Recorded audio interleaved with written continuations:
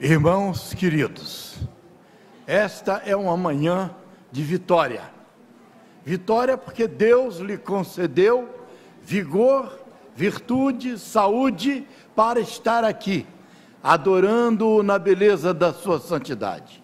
É um privilégio que nem todos têm. Quantos estão num leito de enfermidade e gostariam de aqui estar? Quantos estão nas suas responsabilidades trabalhando, também gostariam de aqui estar e não podem. E nós aqui estamos, adorando a Deus. Quero destacar a presença do irmão Antônio e da sua irmã Guiomar. Nós fizemos um culto lá quinta-feira com o grupo da terceira idade, e eles nos receberam com tanto carinho, com tanta gentileza, que nós não poderíamos deixar de agradecer pessoalmente.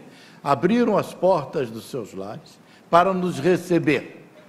Fizeram um café maravilhoso, um bolo, que bolo gostoso, né? Olha, não precisa se ela falou, pô, pastor, não ficou muito bom. Realmente, tinha um gostinho assim, esquisito no final, né? Tanto o café, vocês sabem até o gostinho, né? Aquele gostinho de quero mais. Pena que eu levei muita, da próxima vez eu não vou levar o grupo todo não, né? Vou levar só uma meia dúzia só, para sobrar mais para mim. Todo mundo comeu, eu consegui comer só um pedaço de bolo, né? Mas foi muito bom, irmão Antônio e dona Guiomar, né? Eu espero que esta seja a primeira de uma sequência interminável aqui à vinda de vocês. Que vocês passem também a permanecer aqui, a prestar um culto de vocês, de adoração a Deus, nesta casa que foi edificada para aqui louvarmos e fazer engrandecer ao nome do Senhor Jesus Cristo. Quero destacar também a presença do meu filho, Alexandre. Se coloque em pé aí, Alexandre. Alexandre, eu não sei se ele veio assistir o culto ou se veio filar o almoço, né? Mas o importante é que ele está aqui conosco. Toda vez que ele vem aqui, ele vai na minha aba, a gente vai almoçar fora e ele lá come também, né? Mas é bom que você veio aqui, não importa o motivo, o importante é que você está aqui, né? O Alexandre é membro da última igreja que eu pastoreei, Igreja Batista Nova Canaã, e ele aqui está conosco, muita alegria, não é? Meus amados, eu gostaria de destacar uma palavra aos internautas. E neste momento eu tenho certeza que tem alguém lá assistindo o culto nesta manhã. É a irmã Alda e o irmão Arthur. Aquele casal, aquela família que nós aprendemos a amar. E amar é amar. Gostar não é amar. Ser colega não é amar. Ser conhecido não é amar. Amar é o amor ágape. É aquilo que Jesus determinou. Amai ao vosso próximo como a vós mesmo. E nós aprendemos a amar aquela família. Aquele idoso tão gentil, tão amigo, irmão Arthur. Semana passada nós o levamos lá no hospital para fazer os exames. E que carinho aquele homem estava comigo. E uma coisa que eu fiquei impressionado é que quando nós fomos visitá-lo, eu e a minha esposa fomos lá fazer uma visita a ele, ele olhou assim para mim, eu não sei o que ele viu, irmãos. Ele falou assim, pastor Larrúbia, o senhor é muito bonito. Eu falei, bem, começou a demagogia, só pode ser. Porque nunca ninguém, nem minha esposa, olhou assim para mim, de cima e embaixo e disse que eu sou bonito, né? Mas eu creio que os olhos dele são olhos puros, olhos bondosos, pessoa amiga, que coisa maravilhosa, não é? E eu quero mandar um abraço e dizer ao irmão Arthur e à irmã Alda que nós continuamos ao lado deles, lado a lado. Nos momentos de enfermidade, nos momentos ali, naquele leito, nós estamos ao lado deles. Podem contar com o pastor Larrúbia, porque nós somos amigos e nós nos amamos. Que Deus vos abençoe. E os lares, as famílias que estão assistindo também pela internet este culto. que possam ser agraciados com a tão almejada paz que só Jesus Cristo pode oferecer. Que Deus vos abençoe, famílias internautas.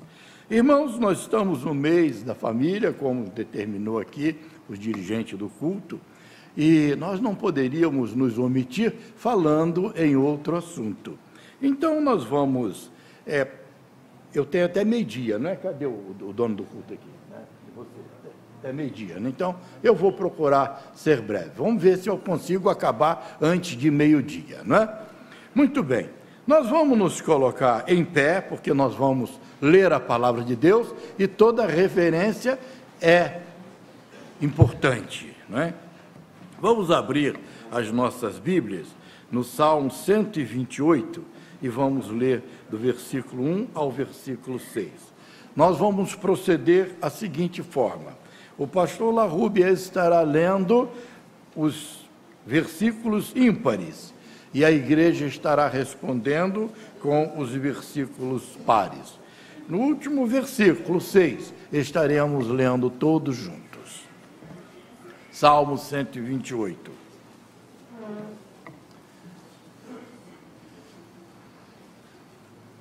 Aquele que teme a Deus será abençoado na sua família. Bem-aventurado aquele que teme o Senhor e anda nos seus caminhos. A igreja.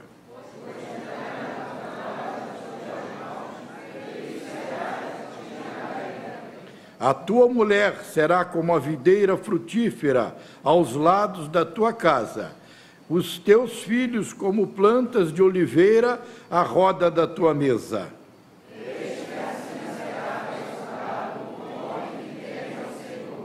O Senhor te abençoará desde Sião, e tu verás os bens de Jerusalém em todos os dias da tua vida. E verás os filhos de teus filhos, e a paz sobre Israel. Vamos conversar com Deus? Nosso Deus, querido Pai, Senhor, é com alegria que nós nos reunimos nesta manhã. Manhã, Senhor, aonde o sol brilha, ó Deus, dentro de nossos corações, porque estamos na Tua presença. E viemos, ó Deus, com a finalidade de adorá-lo na beleza da Tua santidade. Senhor, nós queremos rogar pelas famílias que são membradas a esta igreja. Senhor, que cada uma família seja agraciada com a Tua paz, com o Teu amor, com a Tua benevolência, com a Tua benignidade e com as Tuas misericórdias. Senhor, dê sabedoria a cada líder da família, Senhor, para que possam conduzir a sua prole com sabedoria e destreza. Senhor, assim nós queremos nos colocar numa total dependência do Teu Espírito Santo. Fala ao nosso coração. Fala, Senhor, ao coração da Tua igreja.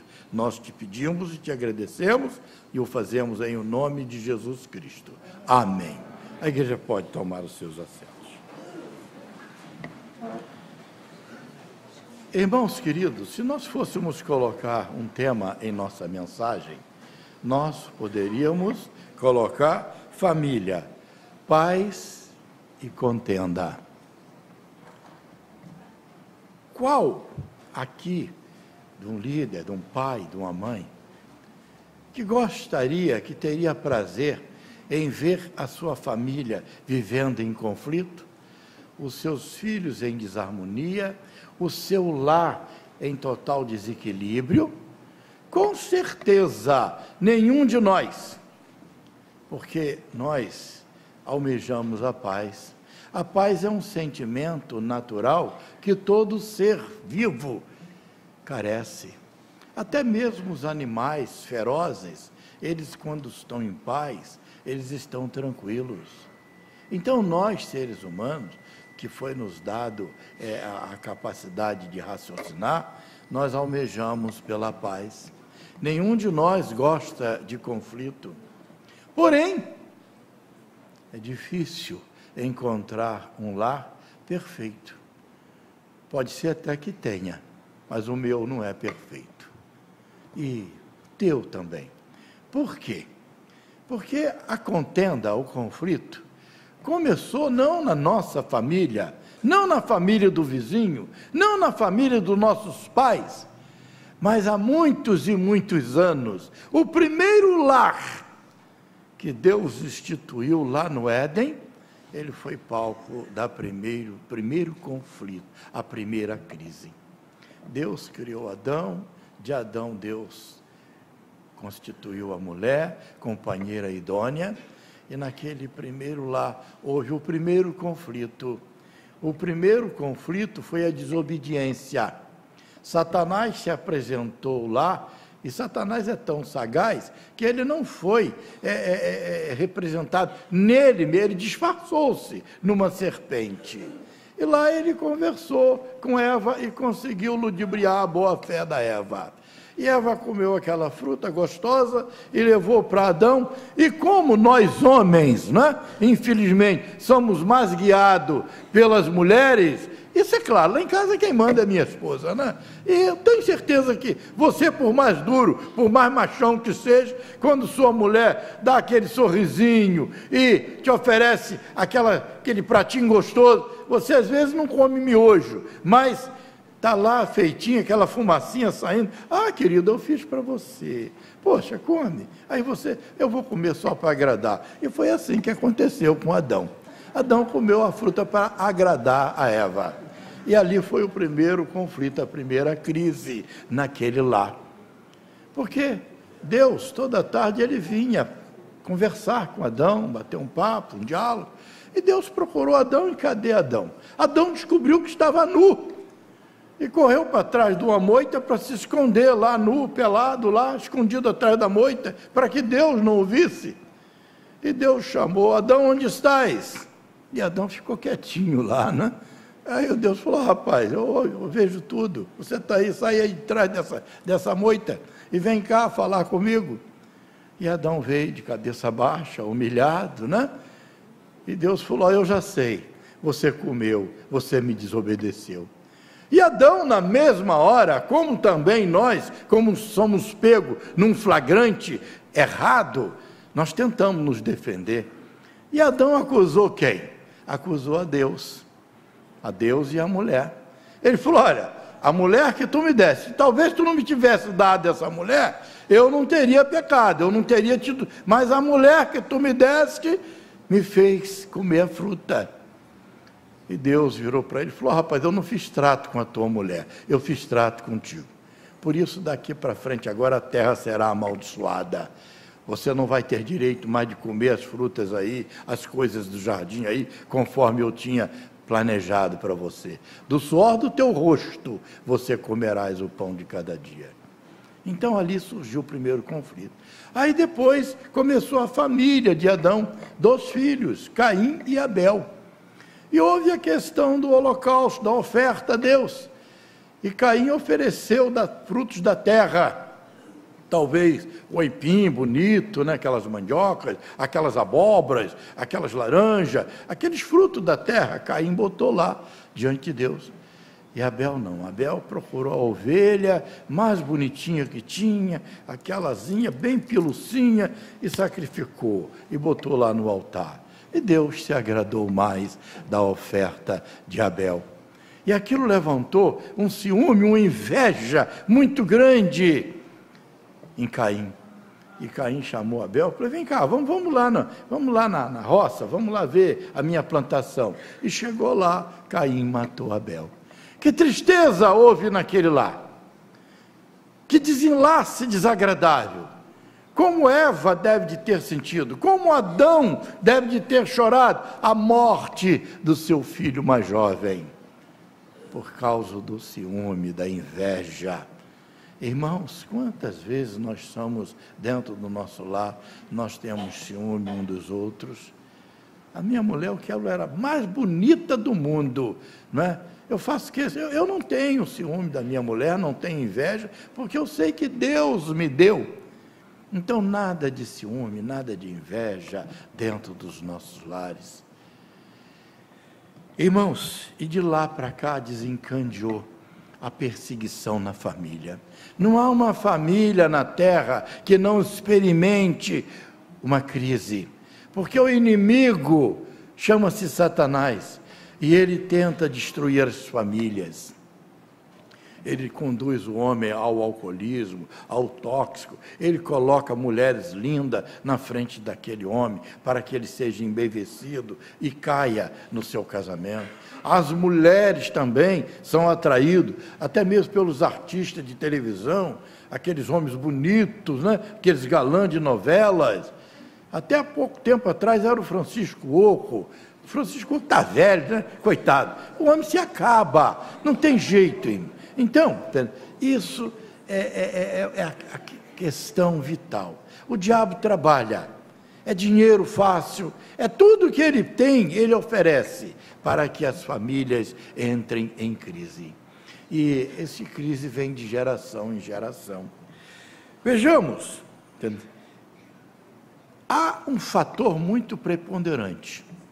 Quando nós temos filhos mais de um, 3, 4, 5, 6. Muitas das vezes, nós damos um tratamento diferenciado. Eu gosto do meu filho homem, porque o meu filho homem me acompanha para o futebol, ele joga uma bolinha comigo, nós vamos à praia junto, mas a minha esposa já gosta mais daquele que ajuda ela lá na cozinha, né? Lava a louça para ela depois que termina o almoço, lava o pano de prato, lava as suas cuequinhas, arruma a sua cama. Aquele é o filho ideal. E houve um casal que a Bíblia registra, chamava-se Isaac e Rebeca, e eles tinham 2 filhos, chamavam-se Jacó e Esaú. E cada um deu preferência a amar e destacar esse zelo individualmente. Isaac amava a Esaú, porque Esaú era homem do campo, era caçador, era um homem cabeludo, peluço, né? Forte, vigoroso. Então aquele era o filho de preferência de Isaac. Já a Rebeca, ela dava preferência a Jacó, porque Jacó era aquele filho que eu acabei de falar. Ele fazia lá um prato de lentilha, ele fazia um guisado, ele era cozinheiro, ele ajudava ela nas tarefas do lar. Então, Rebeca dava preferência a Jacó. E vocês sabem qual é o resultado disso? O resultado é que persiste esse desequilíbrio até os dias de hoje. Está lá na Palestina, o povo palestino e o povo israelita. É conflito de geração em geração, porque houve aquela conduta errada que muitas das vezes nós pais assumimos dentro dos nossos lares. Nós poderíamos citar muitos outros exemplos aqui nesta manhã. Poderíamos passar aqui a tarde toda falando de famílias que foram vítimas de crises.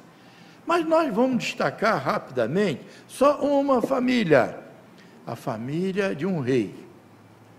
Um rei, pastor, mas um rei? O senhor vai citar a família de um rei aqui no público? Um rei, ele era o rei, ele poderia pagar os maiores professores, os maiores tutores para os seus filhos, ele tinha condição de cuidar bem dos seus filhos, mas não foi assim. E este rei, ele saiu de trás das malhadas de ovelha para ser o ungido do Senhor, era o rei Davi. E Davi teve muitos filhos, 16 filhos, só perdeu para o meu pai, que lá em casa nós éramos 17, né? Ai, que coisa triste, né? 17, um saía com o sapato do outro, quando procurava a camisa, o outro já tinha saído, era uma confusão muito grande, mas estamos todos aí, criados, né? Graças a Deus, né? Muito bem, então o rei Davi também teve problemas. Primeira coisa que entristeceu muito o coração do rei Davi foi um incesto. Amon era um filho dele, e ele passou a amar a irmã chamada Tamar. E ali ele estava definhando, porque a paixão não era amor, era paixão, porque quem ama, ama. Eu acabei de falar, o amor é diferente, o amor vem de Deus, a paixão não, a paixão é coisa passageira. Dizem, aí tem um ditado, que paixão é uma flor roxa que nasce no coração dos trouxas. Né? Isso aí é um dito popular. Né? Mas, entendeu? Lá houve essa paixão entre Amon. E ele desejava ter a Tamar. E tem um amigo sempre astuto, o diabo trabalha, né? E aquele amigo chegou e armou um plano para que ele tivesse uma oportunidade. E ele arquitetou esse plano e trouxe Tamar ao quarto dele, e lá ele conseguiu realizar. E quando Tamar saiu daquele quarto, que foi expulsa por ele, que tristeza, que ela chegou em casa chorando, e que o pai, o rei Davi, que tristeza! Que fazer agora?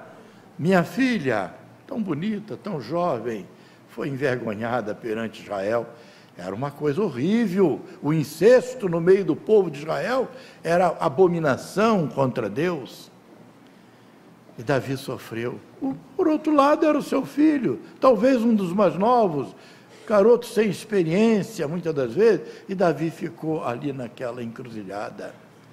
Mas houve, não acabou aí a tragédia continuou. Havia Abisalão, e Abisalão, passado aí algum tempo, ele arquitetou também um plano, porque o diabo está a tempo e trabalha na mente das pessoas.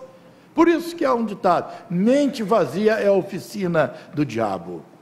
Então, Abisalão, ele ali arquitetou um grande almoço, um banquete. Foi lá e convidou o rei Davi, sabendo que o pai era um rei, possivelmente não iria naquele almoço, né? Chegou lá: pai, olha, eu fiz lá um churrasco maravilhoso, eu matei não sei quantas ovelhas e quero que o senhor vá lá.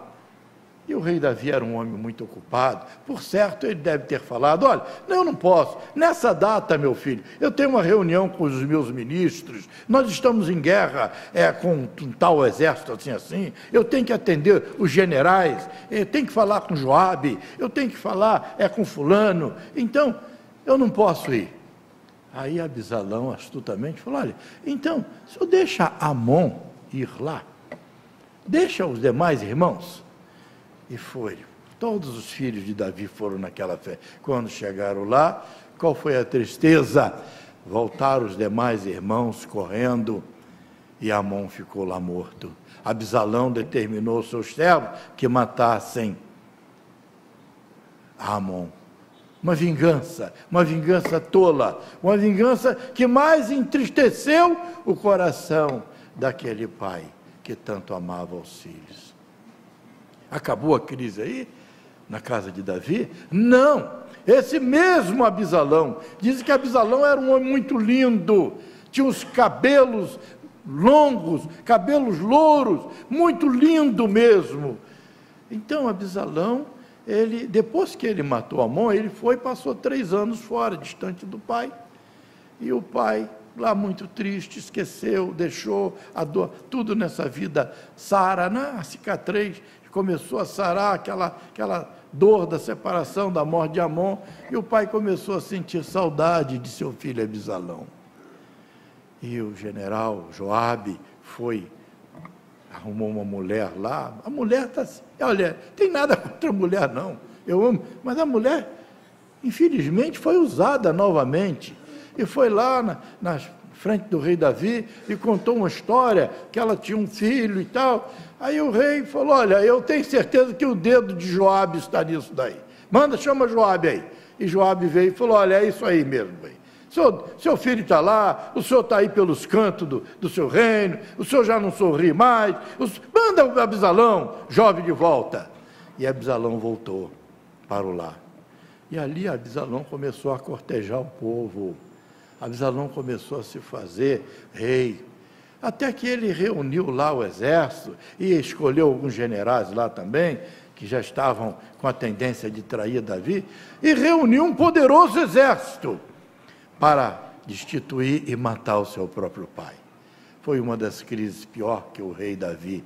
Ele teve que fugir do seu palácio, deixar lá suas mulheres, suas concubinas, tudo lá separadas, numa casa, e Abisalão saiu perseguindo o seu pai. E houve a batalha, houve o choque, mas mesmo assim, o amor de Davi era tão grande pelos seus filhos. Pai é pai, mãe é mãe. É um sentimento que nós temos. E quando saiu os generais dos exércitos para pelejar, o rei Davi chamou Absalão e falou: olha, eu vou te pedir uma coisa. Eu sei que você é um homem de guerra, você é um homem muito experiente. Se por acaso você encontrar na guerra com meu filho Absalão, lembra-te de mim. Lembra que eu sou um pai. Trate ele com brandura. Não o mate, não deixe ninguém maltratar o meu filho. Aquele filho ingrato, aquele filho que estava tentando tirar a vida do pai. E Absalão fez isso? Não, primeiro quando passou, diz-nos a Bíblia que o mulo que o Absalão ia montado, passou debaixo de uma árvore, e os cabelos de Absalão, que era muito grande, ficou agarrado e ele ficou de pendurado lá. E Absalão vai lá, mata. Joabe vai e mata Absalão. E quando o rei Davi descobre esse homicídio, ele fica tão triste, ele fica em prantos, andando de para lá e para cá. Absalão, Absalão, meu filho, Absalão! E ali a crise de uma separação, mais um filho morto, mais uma tragédia naquele lar. E, meus amados irmãos, nós poderíamos aqui passar esta manhã toda comentando sobre fatos que a Bíblia nos mostra. Mas vamos trazer para os nossos dias atuais, não é? Eu, no decorrer desses quase 30 anos de ministério, eu aconselhei muitos casais, muitas famílias, eu orientei muita gente, né? Então, quando chegava no gabinete para pedir um conselho, uma orientação, eu ouvia, porque a gente, para orientar alguém, nós temos que primeiro ouvir. E quando chegavam lá, às vezes era uma mãe, às vezes era um pai, às vezes era o próprio casal que chegava, e começavam a contar: olha, pastor, alguns me chamavam de doutor, né? Doutor, e eu nunca me intitulei doutor, né? Não, sou doutor não, sou pastor. Pastor, muito bem. Pastor, olha, está se passando isso na minha vida. O meu marido não para mais em casa, o meu marido chega em casa embriagado, os meus filhos estão totalmente desentrosados, o meu filho arrumou uma mulher e trouxe para dentro do meu lar, e a situação está desagradável, a minha família está vivendo de cabeça para baixo. Eu ouvia e falou: olha, vamos voltar lá atrás, vamos regredir um pouco. Como é que foi o lar do seu avô? Como é que foi o lar, como o seu avô tratava a sua avó? Meu avô era um homem muito rude, era um homem da roça, a mulher para ele não tinha valor, ele tratava os filhos com austeridade muito grande, espancava os filhos, a minha avó tinha que dormir às vezes no mato, aquela história. E o lar do seu pai? O meu pai era o retrato do lar do meu avô. Meu pai também aprendeu aquilo no lar e desencadeou também a espancar minha mãe, a beber muita cachaça. Aí eu perguntava: como você gostaria que o seu marido fosse diferente?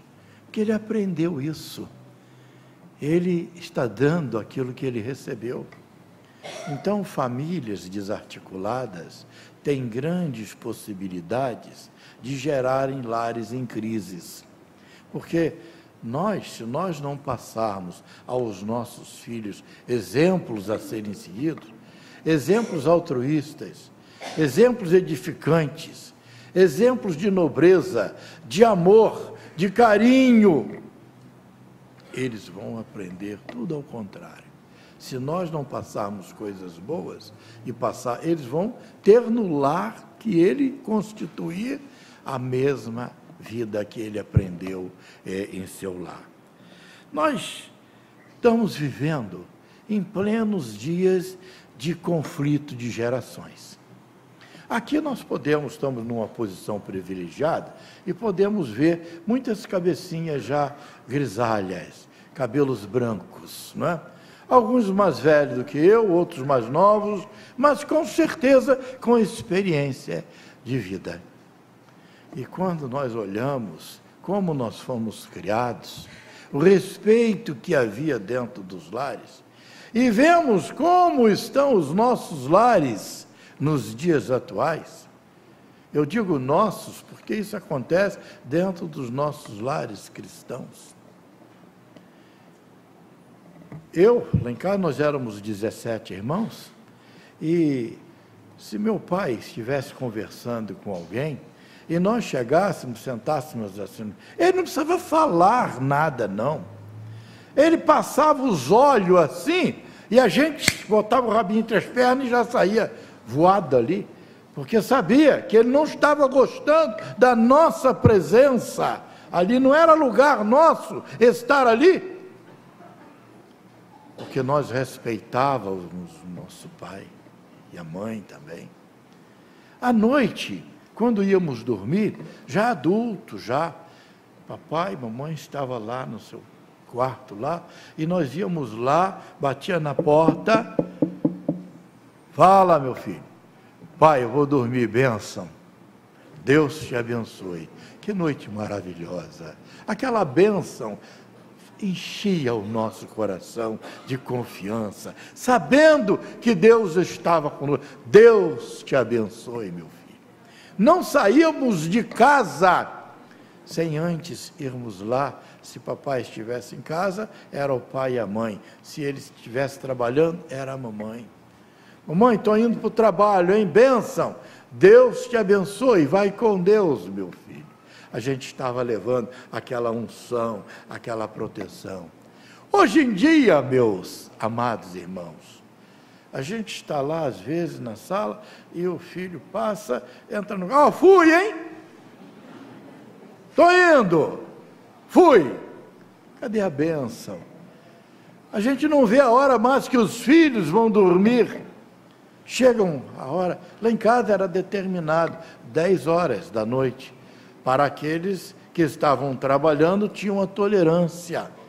Mas tinha uma coisa, a mamãe só botava janta até às 10 horas. Chegou 10h05, tinha que botar o umbigo lá no fogão e fritar um ovo, fazer um tutu, pegar lá um pedaço de angu do almoço, fritar e comer com macarrão, com o que tivesse lá. Que mamãe às vezes até queria, mãe é mãe, mas papai não, não. Ele tem que aprender que aqui tem normas estabelecidas. Vai hoje botar normas em sua casa? É o conflito de geração.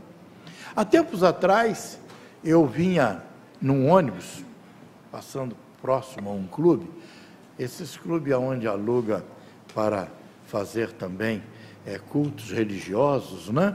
E essas igrejas, entre aspas, às vezes não tem lugar certo para o culto, eles fazem os cultos, eles alugam aqueles lugares assim bem grandes, espaçosos, e ali eles fazem um culto. E eu estava sentado, de repente, eu estava sentado próximo à roleta, e entrou 2 jovens, né, suados, cabelados, com a Bíblia na mão. Aí sentaram na minha frente, aí um virou para o outro, falou, maluco? Rapaz, que culto irado, hein? E o outro virou, rapaz, muito doido o culto. Poxa, e o pastor? Viu que pastor? Aquele pastor é craque mesmo. Como é que ele pirulitava lá no meio do salão? Como o homem dança? Aí o outro falou, o pastor é muito doido também, muito irado. É a linguagem deles. Nós temos que contemporizar, temos que colocar, nós não podemos ir contra, porque essa é a geração do computador, é a geração do videogame, é a geração deles, e não são maus filhos. Você às vezes tem um filho bom, eu, por exemplo, meus filhos são bênçãos que Deus me deu, mas é a época deles, é a geração deles, a linguagem deles. E o que é que nós podemos fazer? Aceitá-los. Agora também aqui uma palavra aos filhos. Vamos vamos ser, entendeu? Vamos viver a sua época, mas vamos lembrar que pai é pai e mãe é mãe. Eu estava na casa de um amigo uma vez, e chegou o filho dele, aí, ô cara, você vai lá amanhã? Aí o pai virou assim, falou, eu não sei não. Ô bicho, vamos lá comigo, rapaz. Eu falei, ué, não estou entendendo. Cara, bicho. Aí na hora que eu fui despedir, falou, bicho, me leva até ali no carro. Não, vamos lá comigo, porque, pô, não, eu vou sim, eu vou. Aí foi, quer dizer, a linguagem, era um mau filho? Não, mas é a linguagem deles, é aquilo que eles aprenderam, é o mundo que eles vivem, é o mundo da internet, é o mundo da informática, né? A linguagem que eles têm. Mas vamos também lembrar que pai é pai e mãe é mãe. Vamos nos respeitar. A Bíblia, que ela determina, ensina o seu filho no caminho em que deve andar, para que até quando envelhecer, não se desvie nem para a direita e nem para a esquerda. Ele vai aprender a ter o temor de Deus. E a palavra que o salmista deixa aqui, bem-aventurado aquele que teme o Senhor e anda nos seus caminhos. Bem-aventurado, irmãos, significa bem-sucedido, feliz, vitorioso. Você quer ser bem-aventurado? Traga Jesus para o seu lar. Passe Jesus a toda a sua família, aos seus filhos, porque Jesus transforma, Jesus traz a paz. Sexta-feira eu fiz o casamento de uma sobrinha minha. Lá eu sou o Santo Antônio na minha família, né? Casei a Denise aqui. A Denise está aí? Está ali o marido dela e as duas filhas, né?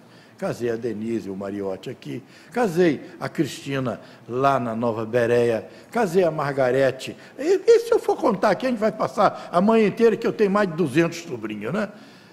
Então, né? Eu fui lá fazer o casamento.